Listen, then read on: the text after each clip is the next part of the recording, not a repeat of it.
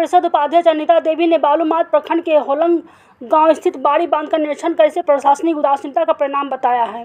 इस बांध का निर्माण किसानों की सिंचाई सुविधा के लिए किया गया था।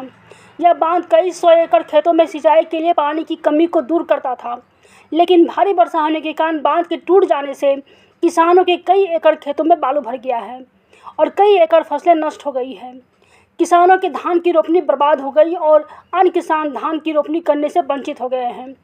इस बात की चिंता किसानों को सताई जा रही है कि इस वर्ष उनकी जीविका कैसे चलेगी। बांध के ऊपर में सड़क का निर्माण किया जाता है। यह सड़क होलंग से किता ग्राम को जोड़ता है, साथ ही प्रखंड और जिला मुख्यालय तक जाने का एकमात्र रास्ता है। बांध के टूटने से इनका संपर्क भी पूरी तरह से टूट गया है। अभी आपातकालीन स्थिति में हॉस्पिटल जाने के लिए भी कोई रास्ता नहीं बचा है। बांध टूटने के कारण कई नई समस्याएं भी उत्पन्न हो गई हैं।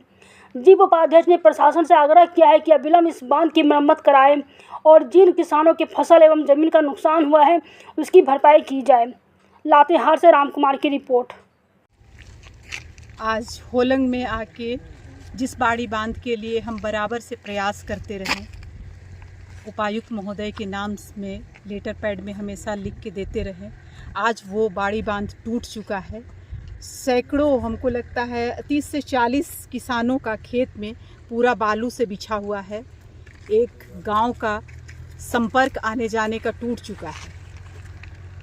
तो आपके चैनल के माध्यम से हम उपायुक्त महोदय से यही अनुरोध करना चाहेंगे कि तत्काल में जिन किसानों का ज़मीन में और उनके फसलों का जो नुकसान हुआ है उसका मुआवजा का व्यवस्था करें और टेम्प्रोरी तत्काल में आने जाने का जो संपर्क टूटा है उसका यथाशीघ्र व्यवस्था करने की कृपा करें। कितना महत्वपूर्ण था ये आपका बाड़ी बांध?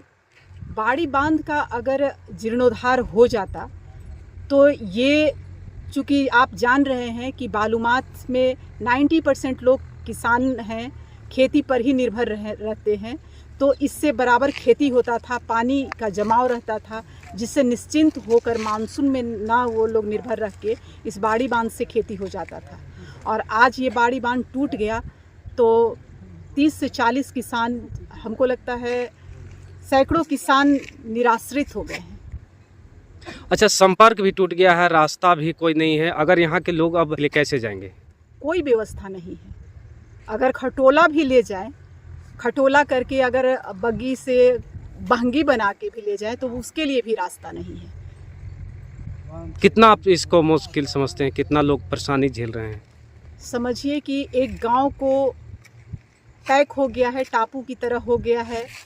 अगर कोई बीमार पड़ गया तो अंतोगत्वा भगवान के भरोसे उनको रहना है और वो लाचार होके मौत का आशा देखेगा और कोई आशा नहीं।